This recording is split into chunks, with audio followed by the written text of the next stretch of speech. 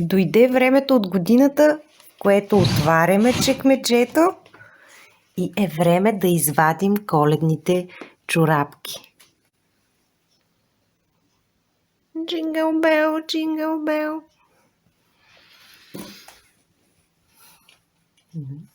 Имаме доста моделчета. Всяка година винаги има някой, който ти добавя по един нов чифт коледни чорапчета към колекцията.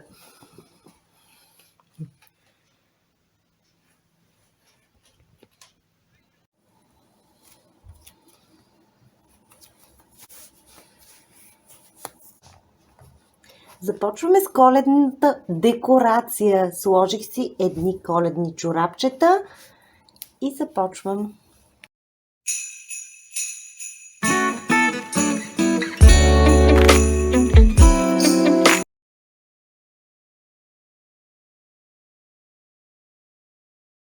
Как да не започна подготовката за коледните празници с един авокадо тост? Това е много подходяща закуска преди да започнете да аранжирате коледно. Тук са моите безглутенови крекерчета или хляб. Имам едно авокадо, едно яйчице, чери доматчета и рукола, която вижте ето така и слагам една навлажнена домакинска хартия, за да се запазва свежа. Започвам приготвянето на моята закуска преди да открия коледния сезон за 2022 година. Първо затоплих хлебчето в един сух тиган. Режатам го във формата на филийка. Ето четирите парченца крекерче, които съединих и ги направих като една филийка. Отгоре сложих намачкано авокадо, което овкусих с сол, лимонов сок и малко черен пипер, зеленчуците и сега ще добавя и вече готовото яйчице. Ето финалната закуска авокадо тост с безглутенов хляб, с яйце, рукола, маслинки и чери доматчета. Да започнем коледните празници с една обилна закуска.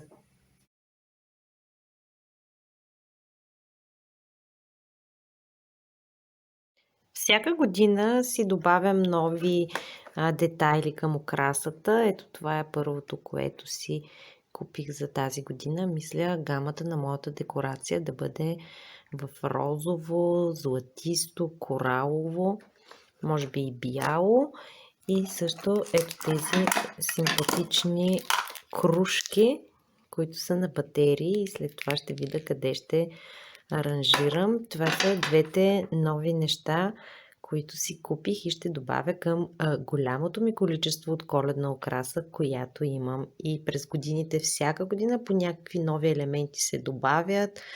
Дали аз съм си ги закупила или някой ги е подарил. И така се увеличава и вече има не един, а няколко шкафа, където съхранявам коледната си украса. И отваряме шкафа, където съхранявам част от моята коледна украса и започвам да вадя кашончетата.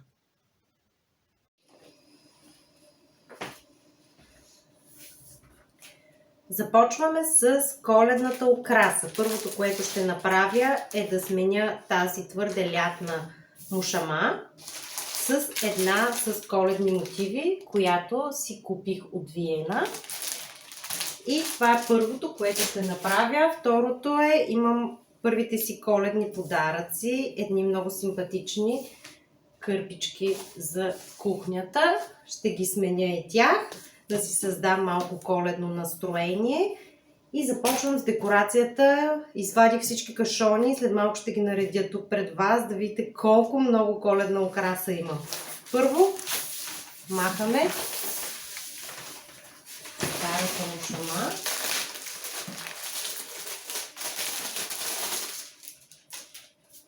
Текстурата е много приятна. Те даже май са две.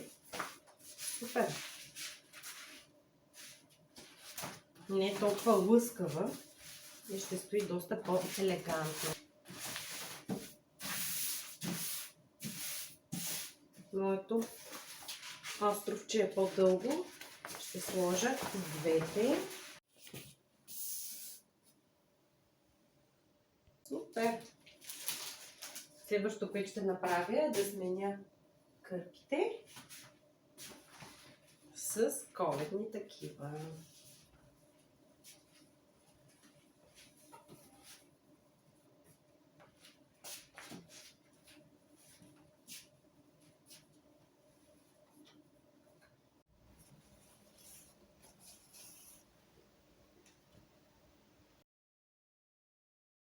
Това са всичките кашони. Вижте колко са много.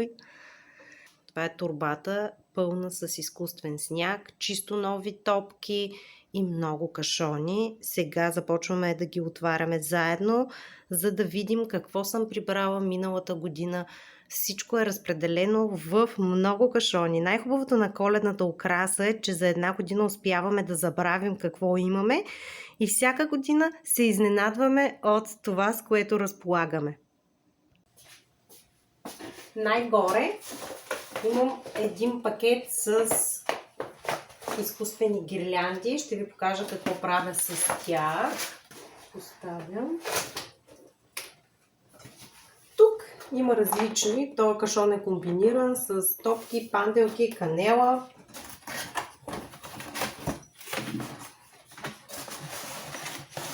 Тук са чупливите играчки. Тези са от керамика, има топки с снежинки.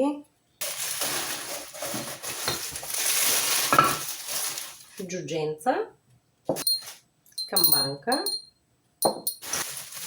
още топчици. Тази година съм решила да пренебрегна част от червената украса, която ще поставя само тук в кухнята, защото кухнята ми е в червено и бежово и ще си отива, докато в другата стая, където концентрирам по-голямата част от коледната украса, съм решила да бъде в по-нежни тонове, бяло, розово, с изкуствена зеленина, с натурални клони, с изкуствения сняг под торбата. Така че червената украса ще я оставя за кухнята и може би няма да използвам всичката тази година. Ще си почина малко от червения цвят и тази година ще се наслаждаваме на една по-снежна коледна украса.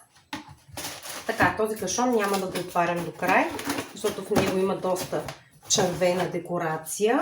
Да видим какво има. Ето тук ще използваме. Ето имаме заснежени топки. Една арфа. Това са керамични катерички. Звездички, клони. Ето това също ще използваме. Тук виждам, че тези са по-екзотичните коледни украси. Това е слонче балерина. Тук продължаваме с още чупливи керамични чашки коледни. Имаме един коледен буркан. Това е една зебра, която също е играчка за елха, от по-екзотичните. Преди няколко години това беше добър тренд да си украсяваме елхата и мисля, че продължава да бъде с нетипични неща за Коледа. Другата катеричка. И тук има доста чаши. Виждам, че съм прибрала в този кашон. И ще ги оставя. Тях по-късно ще ги аранжирам.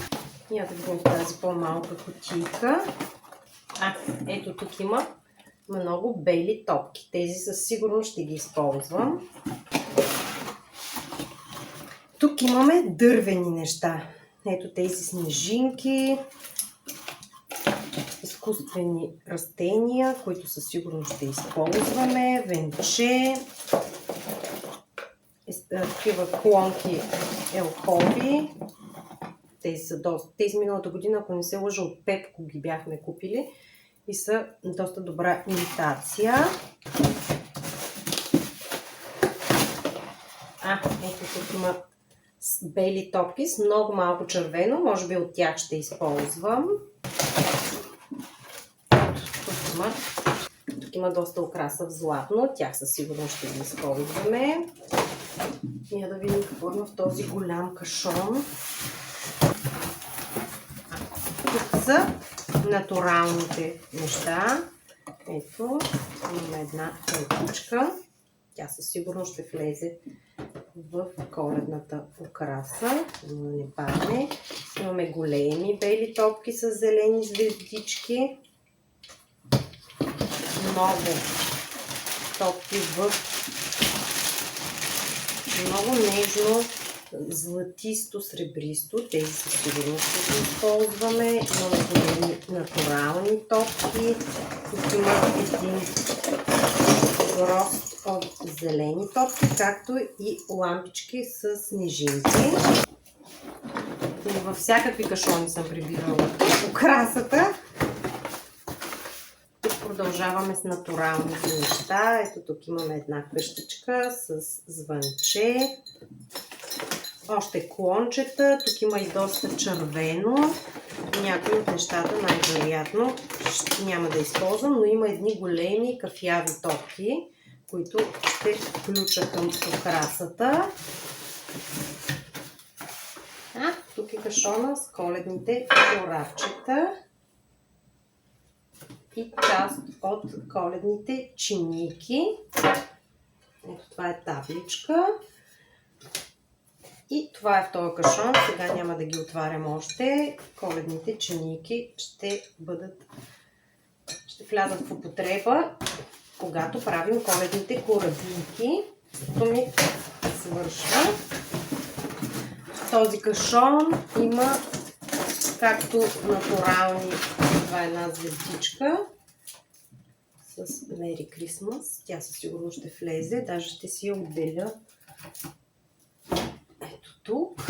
Тук има още червено. Ще използвам ето тези звездички със сигурност. Те са в натурален цвят. И просто голяма част от червената декорация и топки ще ги оставя за или някъде другаде ще ги аранжирам, но няма да бъдат в стаята основната, където ще бъде декорацията. Ето, тук имаме още един кашон с топки. Червеното отпада. Другите цветове със сигурно ще ги използвам. Има в розово, има едни големи жълъчета, които също ще се вързват много добре. Тези топки тази година ще бъдат отворени и запечени. И остана голямото чувалче с изкуствен сняг. Имаме много украса, започваме да декорираме.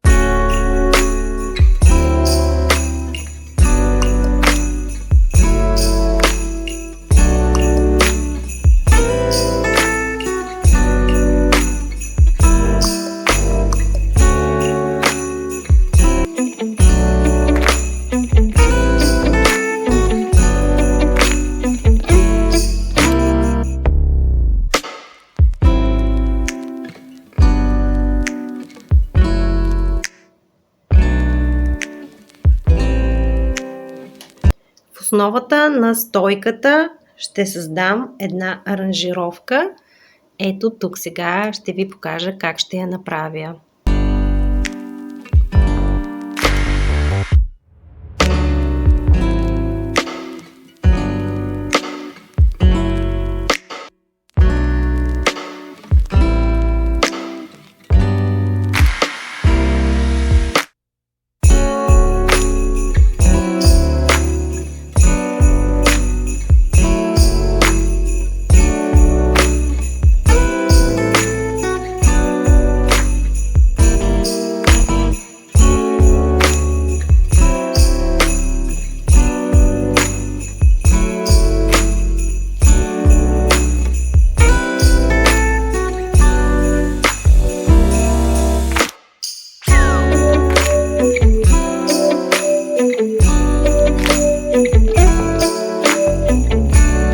Готова съм с коледния панер, който напълних с шишарки, изкуствени сукуленти, сняг, златни топки и пънчета от бреза. Самият панер увих с един шал, също с блестящи елементи.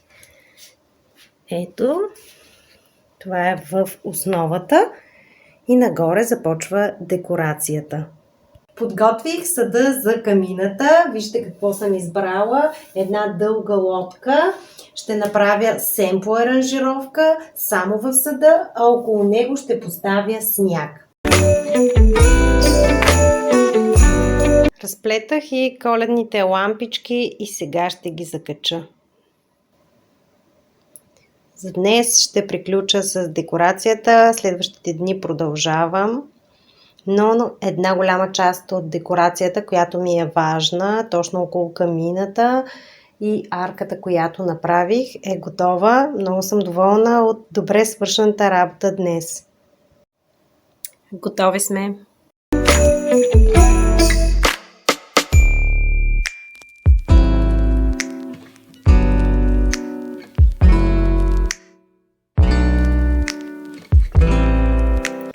Реших да загася осветлението, за да видите колко е приказно красиво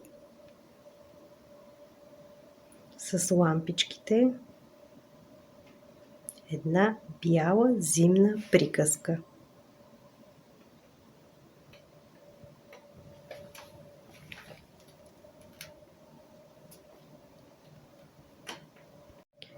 И тук малко декорирах, добавих още колонки и ангелчета, еленчета, малко декорация към този букет.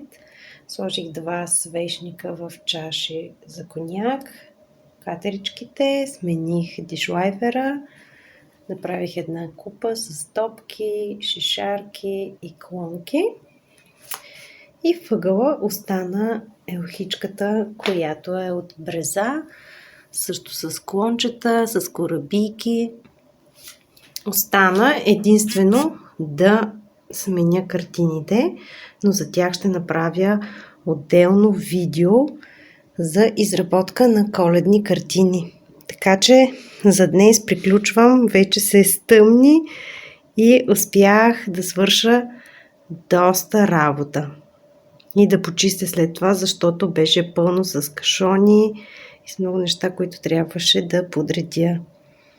Ето, това е финала.